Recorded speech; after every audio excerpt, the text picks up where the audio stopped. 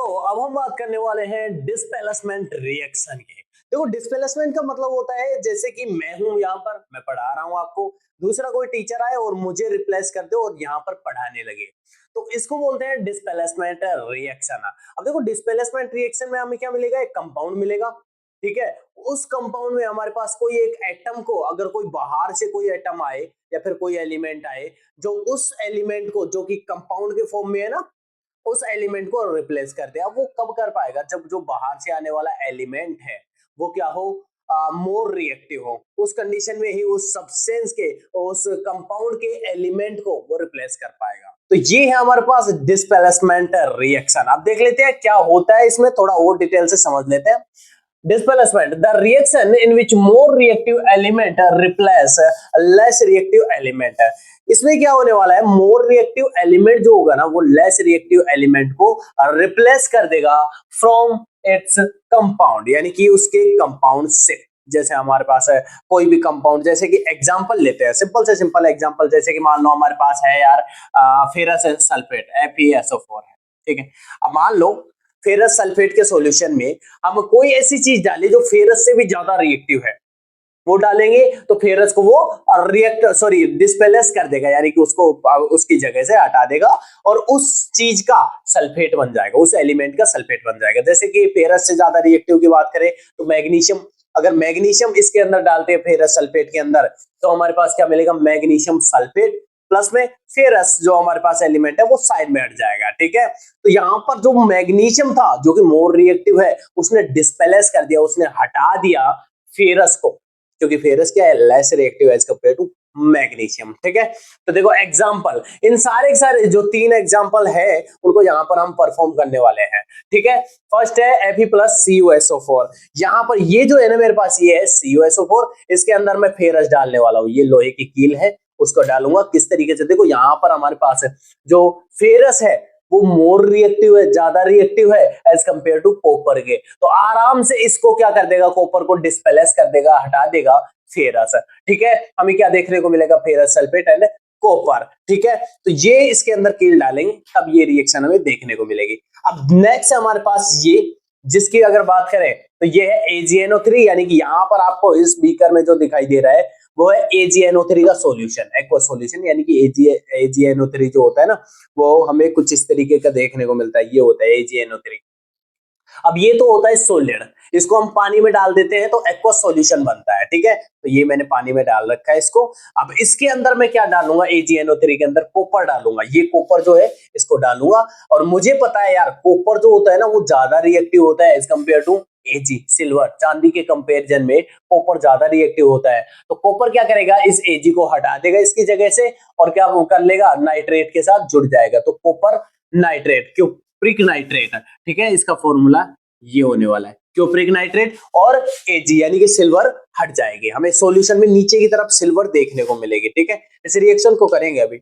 Next हमारे पास CuNO3 का whole twice, यानी कि क्यूप्रिक नाइट्रेट या फिर कॉपर नाइट्रेट। इसके अंदर अगर हम मैग्नीशियम डालें, ये हमारे पास कॉपर नाइट्रेट है, देखो ये कॉपर नाइट्रेट है, ठीक है। इसके अंदर मैग्नीशियम को डालेंगे, मैग्नीशियम, ये मैग्नीशियम है जो कि बहुत ज्यादा रिएक्टिव होता है। मैग्नीशियम को डालेंगे तो मैग्नीशियम इस कॉपर को डिस्प्लेस कर देगा, क्योंकि मैग्नीशियम ज्यादा रिएक्टिव है, तो इस कॉपर को डिस्प्लेस कर देगा और मैग्नीशियम नाइट्रेट मिलेगा और कॉपर हमें देखने को मिलने वाला है, ठीक है। तो देखो इन दोनों का कलर सेम टू सेम ही है, ब्लू कलर ही हमें देखने को मिलता है। ये जो स्काई ब्लू जो है यही देखने को मिलता है, क्योंकि हमारे पास देखो सॉलिड जो, अगर कॉपर सल्फेट की बात करें तो वो कुछ इस तरीके का आता है, और इसी तरीके का हमारे पास जो कॉपर नाइट्रेट भी होता है, इसको हम बदल सकते हैं, अगर गर्म करें तो हो सकता है, ठीक है। तो फटाफट इन सारी रिएक्शंस को, इन तीनों की तीनों डिस्प्लेसमेंट रिएक्शन को यहाँ पर परफॉर्म करते हैं, ठीक है। तो यहाँ पर मैं बारी बारी से इनके अंदर डालता हूं और कैमरे को थोड़ा पास लेकर के आते हैं। हमारे पास तीनों की तीनों सॉल्यूशन तैयार है। एक है कॉपर सल्फेट, एक है सिल्वर नाइट्रेट और एक है कॉपर नाइट्रेट।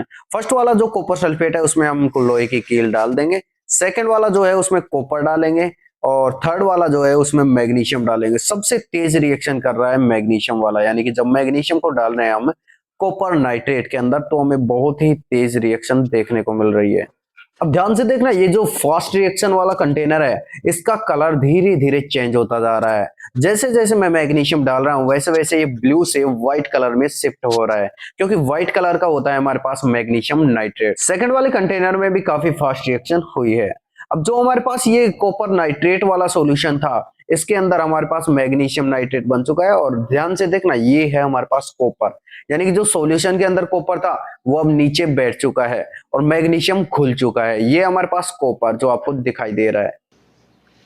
इस कंटेनर की अगर बात करें तो देखो, यहाँ पर इस कॉपर वायर के चारों तरफ हमें सिल्वर, चमकीला सिल्वर देखने को मिल रहा है और कॉपर जो है वो हमारे सॉल्यूशन में घुलता जा रहा है। अगर इसे और टाइम के लिए रखेंगे तो कॉपर पूरा पूरा घुल जाएगा और यहाँ पर हमें केवल सिल्वर देखने को मिलेगा।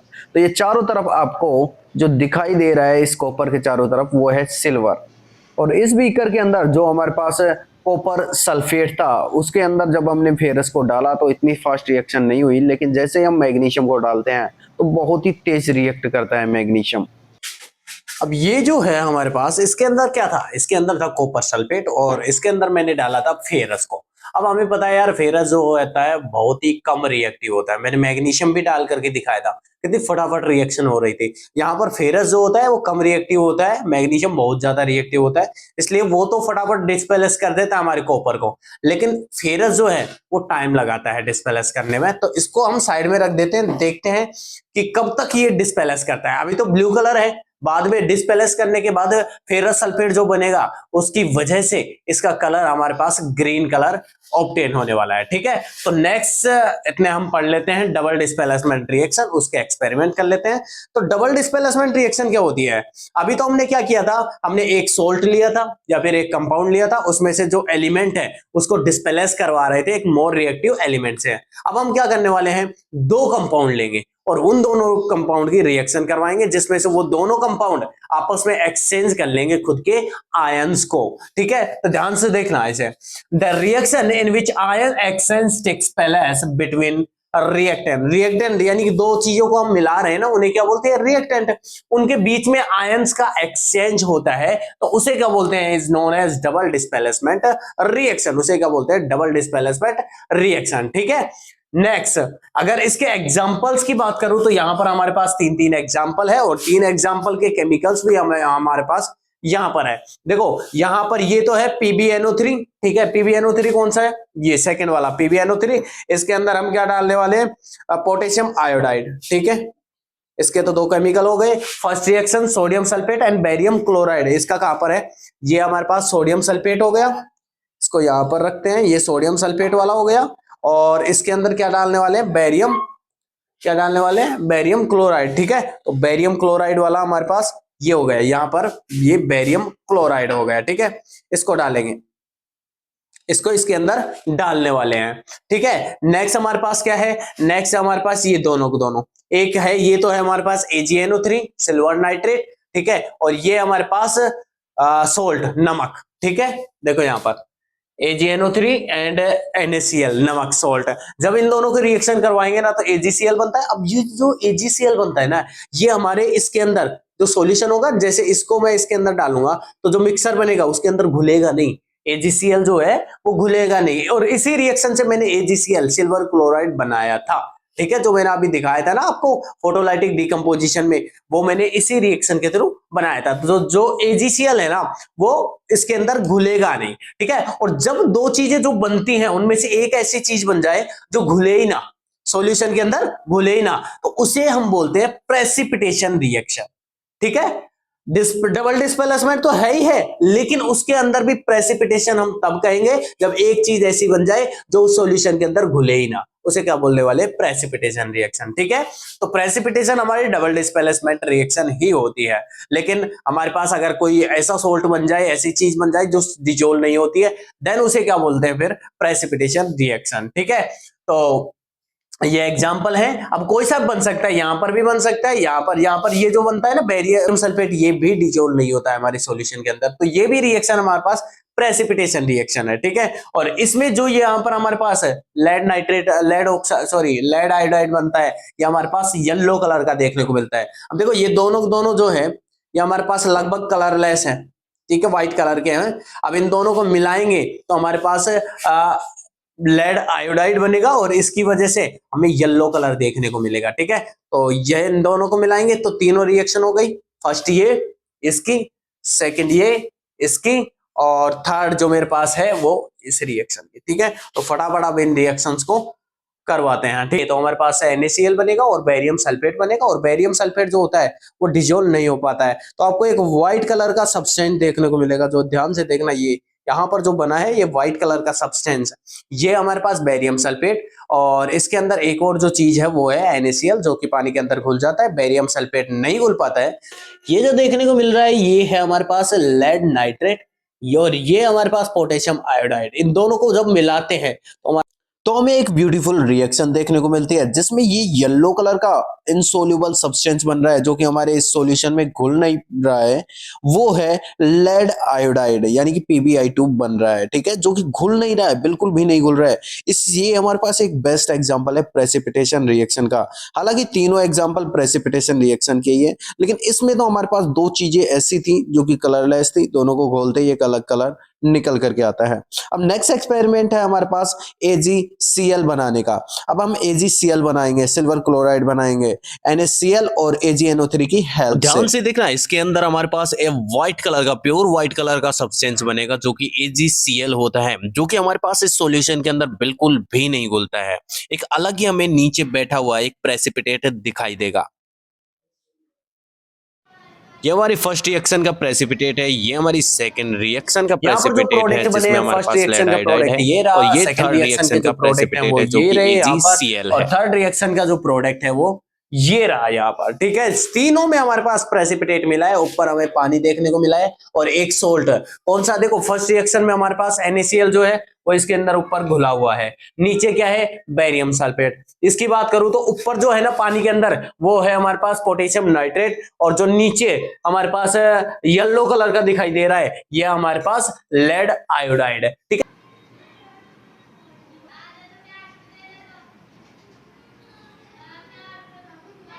और नेक्स्ट रिएक्शन के जो प्रोडक्ट है AgCl और NaNO3, जिसमें से NaNO3 जो है वो तो इसके अंदर घुल चुका है, और AgCl है वो नीचे बैठा हुआ है।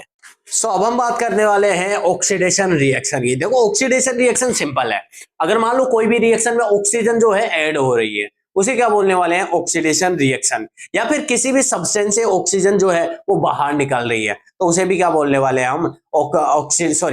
ऑक्सीजन बाहर नहीं निकल रही है, हाइड्रोजन बाहर निकल रही है, तो उसे भी क्या बोलने वाले हैं? Oxidation reaction. देखो यहाँ पर क्या लिखना है? The reaction in which addition of oxygen या फिर removal of hydrogen takes place, यानी कि ऐसी रिएक्शन जिसमें हमें एडिशन ऑफ ऑक्सीजन, यानी कि ऑक्सीजन का ऐड होना या फिर हाइड्रोजन का रिमूव होना दिखाई देता है, तो उसे क्या बोलते हैं हम? Oxidation reaction. सिंपल एग्जांपल है, कॉपर को अगर हम ऑक्सीजन की प्रेजेंस में गर्म करेंगे तो कॉपर ब्राउन कलर का होता है, तो जब ये कॉपर ऑक्साइड में चेंज हो जाएगा तो ये हमें ब्लैक कलर का दिखाई देगा।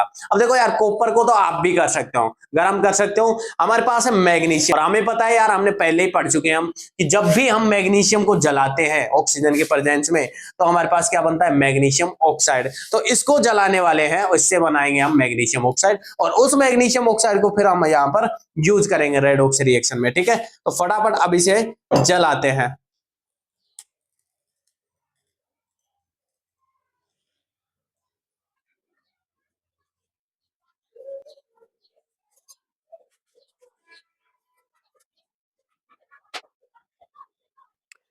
ये है मैग्नीशियम ऑक्साइड, जो कि हमें पाउडर्ड फॉर्म में दिखाई देता है और व्हाइट कलर का होता है। ये थी हमारे पास ऑक्सीडेशन रिएक्शन मैग्नीशियम के। ठीक है, ऐसे ही कॉपर जो होता है वो भी ऑक्सीडेशन रिएक्शन शो करता है, और ब्लैक कलर में ये चेंज हो जाता है। कॉपर ब्राउन कलर का होता है, और कॉपर ऑक्साइड जो होता है वो ब्लैक कलर का होता है।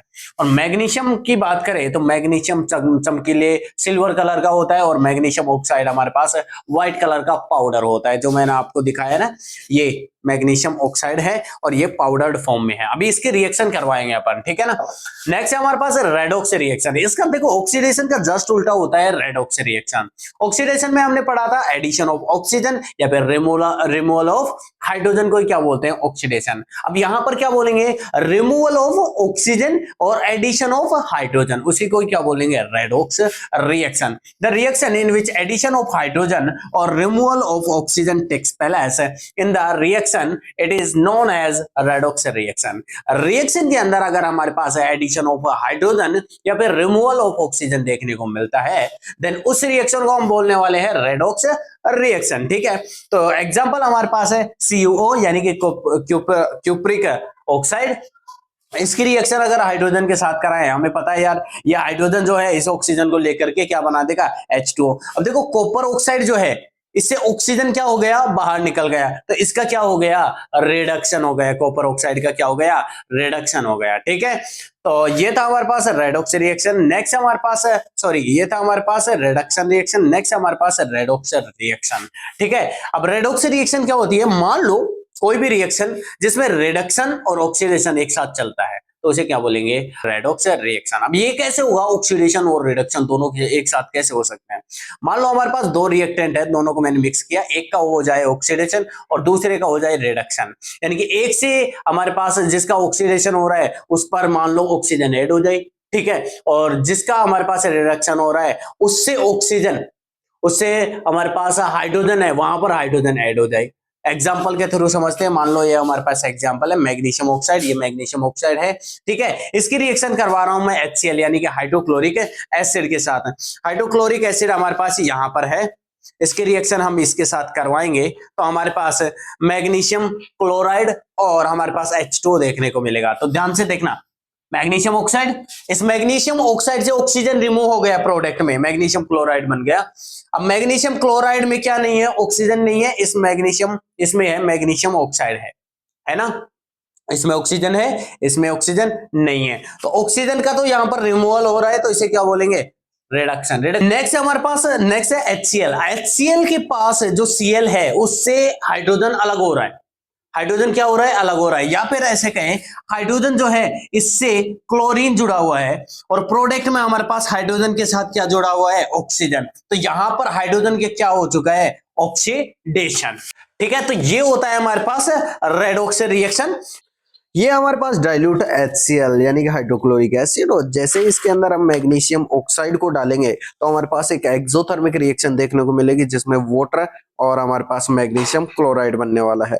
सो ये थी हमारे पास chemical reaction, types of chemical reaction. अब हम दो टॉपिक और बचे हुए हैं इस चैप्टर के, एक तो है रेंसिडिटी और एक है हमारे पास रस्टिंग। ठीक है, तो सॉरी रस्टिंग नहीं, कोरोजन। ये दो टॉपिक बचे हुए हैं, इनको भी हम एक्सप्लेन करेंगे यहाँ पर क्या होता है। ठीक है, वो तो उनसे तो आप रूबरू होंगे, आप जानते होंगे, वो हमारे पास थ्योरेटिकल टॉपिक हैं। बाकी जितने भी एक्सपेरिमेंट थे हमारी इस बुक में वो सारे एक्सपेरिमेंट हम कर चुके हैं। ये मैग्नीशियम क्लोराइड। ठीक है, नेक्स्ट है देखो, ये हमारे पास हमने रिएक्शन में छोड़ा था, अभी तक इसका कलर चेंज नहीं हुआ है, एक बार इसे घोल करके भी देख लेते हैं। अभी तक इसका इतना ज्यादा कलर चेंज नहीं हुआ है, क्यों? क्योंकि हमारे पास ये रिएक्शन जो होती है ना ये बहुत स्लो होती है। ठीक है, थोड़ा बहुत इसका जो कलर है ना थोड़ा बहुत चेंज हुआ है, लेकिन अभी भी ये ब्लू कलर का ही है। ठीक है, इसको अगर पूरे दिन के लिए छोड़े तो यहाँ पर शायद रिएक्शन हो। देखो यहाँ पर रिएक्शन तो ही है, आपको थोड़ा नजदीक से दिखाता हूं। इसका कलर थोड़ा सा चेंज हुआ है, थोड़ा ग्रीनिश कलर आ चुका है हमारे इस कॉपर सल्फेट में। तो अब हम बात करने वाले हैं कोरोजन की, क्योंकि हमारे पास इस चैप्टर के केवल दो ही टॉपिक बचे हुए हैं, एक है कोरोजन और एक है रेंसिडिटी। ठीक है, तो इनकी फटाफट आप बात करने वाले हैं, क्योंकि यहाँ पर कुछ एक्सपेरिमेंट करने के लिए दिखाने के लिए कुछ है नहीं, तो सारा सारा थ्योरेटिकल है।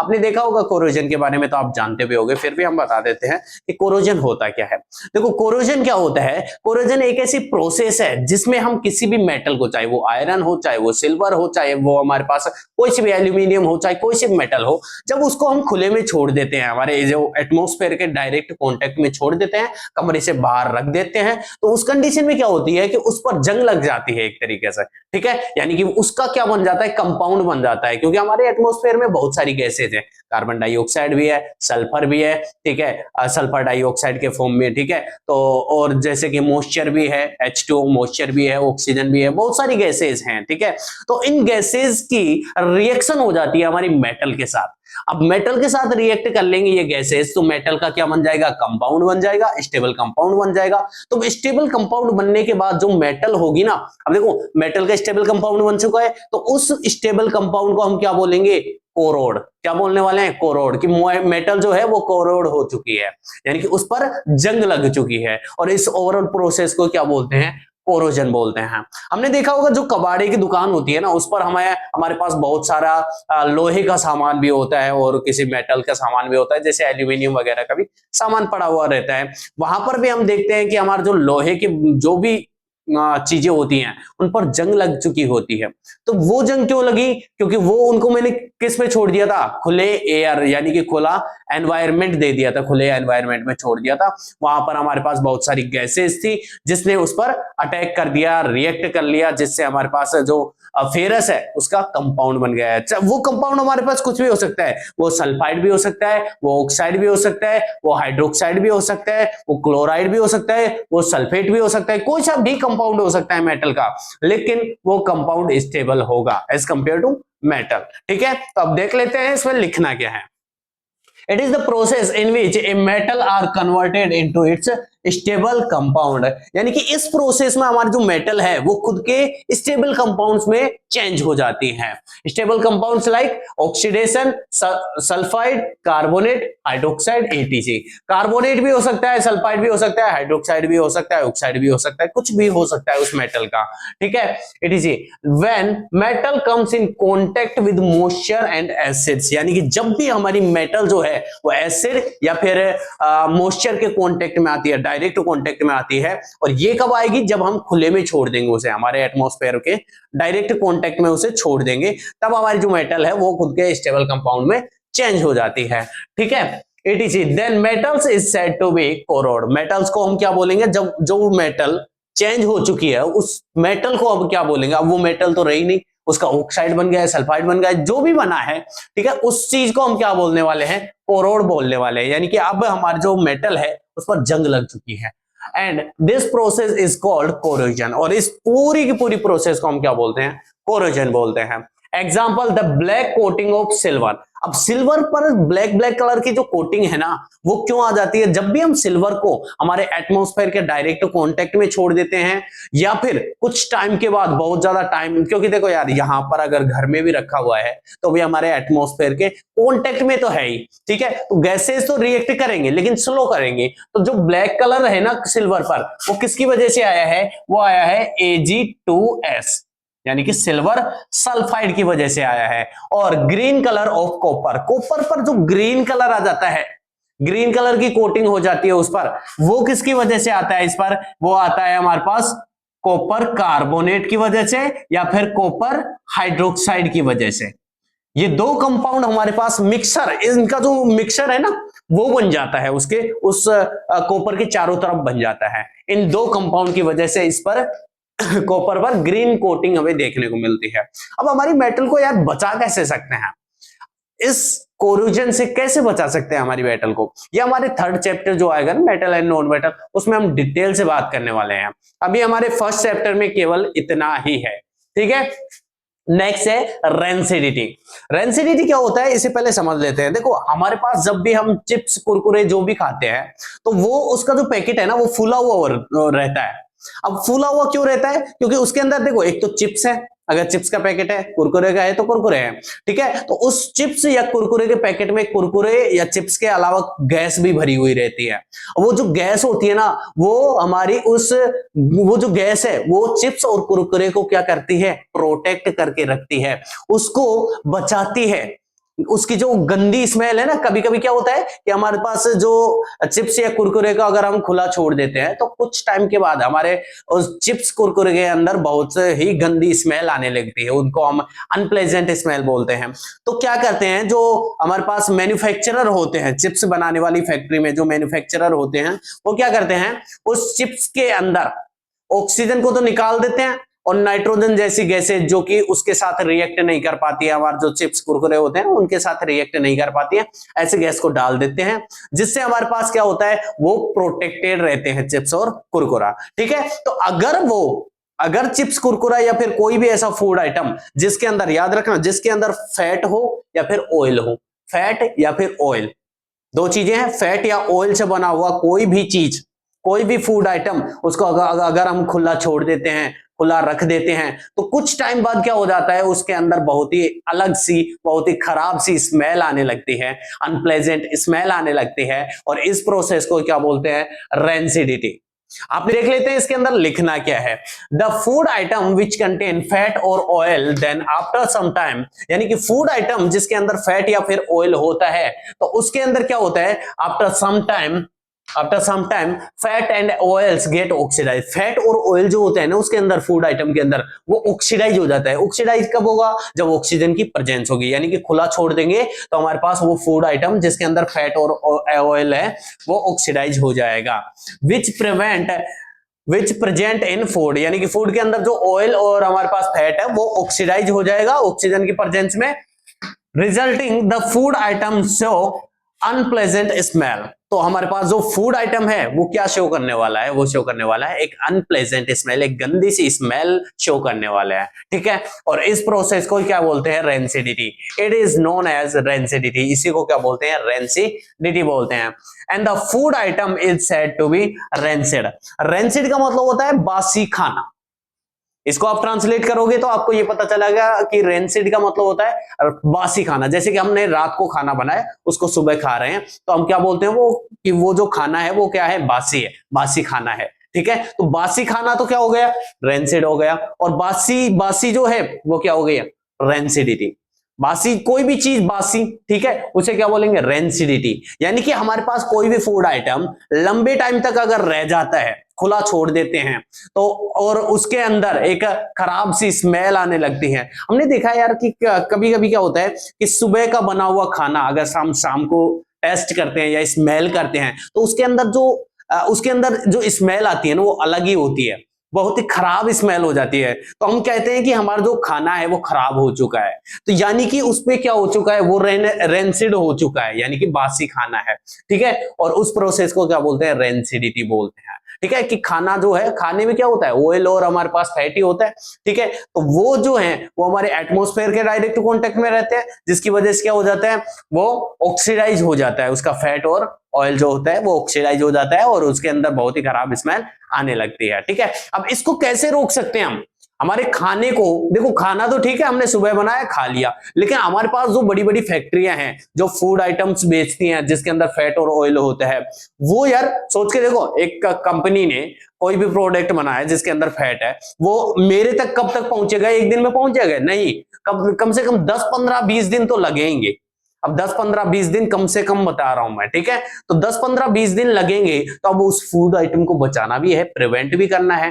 वो कैसे किया जाएगा, हम क्या करेंगे कि वो फूड आइटम उसको या तो एक बंद कंटेनर के अंदर रखें, जिसके अंदर हमारे पास ऑक्सीजन गैस को निकाल दें, हम किसी भी अदर गैस जैसे नाइट्रोजन गैस उससे फिल कर दे। जैसे हमारे पास कुरकुरा चिप्स होती है ना, उसके अंदर हमारे पास नाइट्रोजन गैस होती है, वो ऑक्सीजन है उसको हटा दिया जाता है और नाइट्रोजन गैस को फिल कर दिया जाता है, ताकि हमारे पास जो कुरकुरा चिप्स हैं, वो कुरकुरा चिप्स किससे बने होते हैं, हमारे फैट और ऑयल से ही बने होते हैं, ठीक है। उसके अंदर होता है ना फैट और ऑयल, ठीक है। तो वो जो है उसको प्रिवेंट, उसको बचाने का काम किसका होता है, उस नाइट्रोजन का।